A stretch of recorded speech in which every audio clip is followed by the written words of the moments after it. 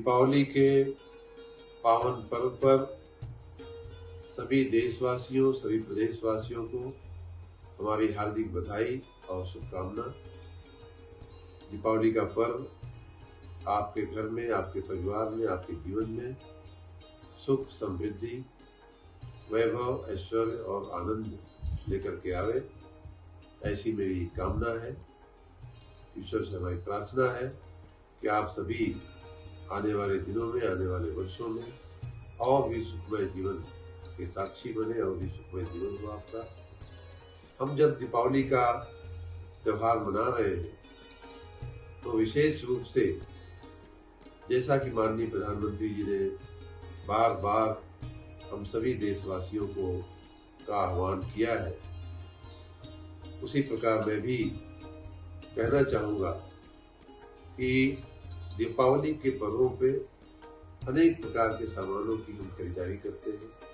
पूरा बाजार इस समय लोगों से भरा हुआ होता है।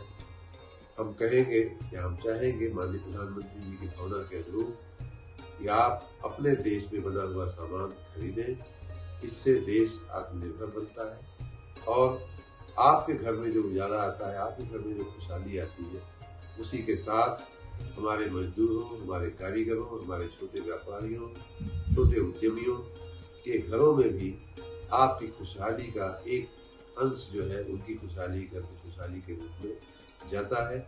इसलिए वोकल फॉर लोकल का जो माननीय प्रधानमंत्री जी का अभियान है, उसके तहत आप ये संकल्प करें कि इस दिवाली और दिवाली के अनेक पर्वों पर अनेक प्रकार की जो वस्तुएं आपके घर में, आपके उत्सव में लगाई जाती हैं, उन सबको आप उन्हीं लोगों के बनाए हुए सामान खरीदेंगे जो अपने देश के हों, जो अपने आपकी मिट्टी से बने हों, आपके वातावरण में बने हों।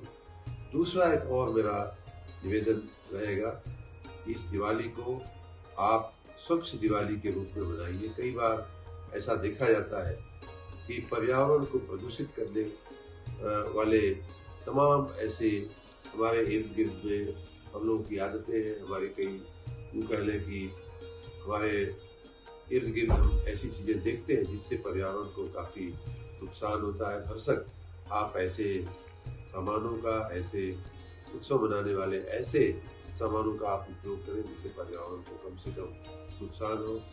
एक बार फिर मैं चूँकि नगर विकास मंत्री हूँ तो अपने नगर कर्मियों को, स्वच्छता कर्मियों को, सफाई मित्रों को मैं धन्यवाद और शाबाशी देने के साथ साथ एक बार उनको फिर से कहना चाहूँगा कि ऐसे समय पर हमारी सबसे बड़ी परीक्षा होती है। जो लोग पटाखे फोड़ते हैं, लोग सामान लाते हैं, उसके पैकेट इधर उधर फेंकते हैं, तमाम ऐसे सामान हैं और जिनको गलियों में, सड़कों पे लोग फेंकते हैं या बिखरे रहते हैं। बाजारों में इस समय चूँकि भीड़ होती है, इसलिए ज़्यादा सफाई की आवश्यकता होती है।